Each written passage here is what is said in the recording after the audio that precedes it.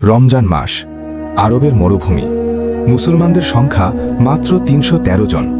সামনে দাঁড়িয়ে আছে ১,০০০ সশস্ত্র কুরাইশ সৈন্য। অস্ত্র কম, ঘোড়া কম, রসদ কম, তবু তাদের মধ্যে ছিল দৃঢ় ঈমান। যুদ্ধের রাত।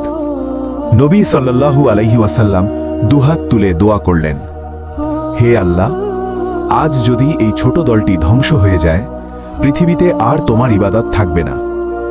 চাদর কাঁধ থেকে পড়ে গেলে আবু বকর রাদিয়াল্লাহু আনহু এগিয়ে এসে চাদর তুলে দিলেন। তিনি বললেন, ইয়া রাসূলাল্লাহ, আল্লাহ অবশ্যই তার প্রতিশ্রুতি পূরণ করবেন। সেই রাত হালকা বৃষ্টি নামে, মুসলমানদের জন্য রহমত, শত্রুদের জন্য বাধা।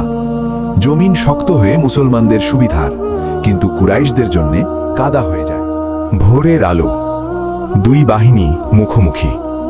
মুসলমানরা সংখ্যা কম হলেও তাদের কণ্ঠে ছিল হাসবুনাল্লাহ ওয়া নিয়ামাল ওয়াকিল। যুদ্ধ শুরু হয়।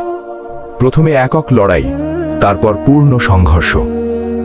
এক সাহাবী হাতের কয়েকটি খেজুর ফেলে শত্রুর দিকে ঝাঁপিয়ে পড়েন।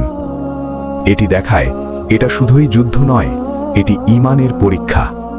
ঘণ্টার পর ঘণ্টা লড়াই চলল, কিন্তু হঠাৎ পরিস্থিতি বদলে গেল। কুরাইশদের বড় নেতারা নিহত হয়, তাদের বাহিনী ভেঙে পড়ল, অনেকে পালিয়ে যায়।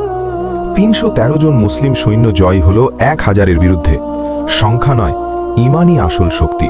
এই বিজয় আমাদের শেখায় ধৈর্য ধরতে হবে, আত্মত্যাগ করতে হবে, আল্লাহর ওপর সম্পূর্ণ ভরসা রাখতে হবে। কঠিন পরিস্থিতিতেও সত্যের পথে থাকতে হবে। রমজানের রোজা, ত্যাগ ও প্রার্থনা তাদেরকে শক্তি দিয়েছিল। আজ আমাদের বদর কোথায়? আমাদের বদর হল গুনাহ ও নফসের বিরুদ্ধে লড়াই।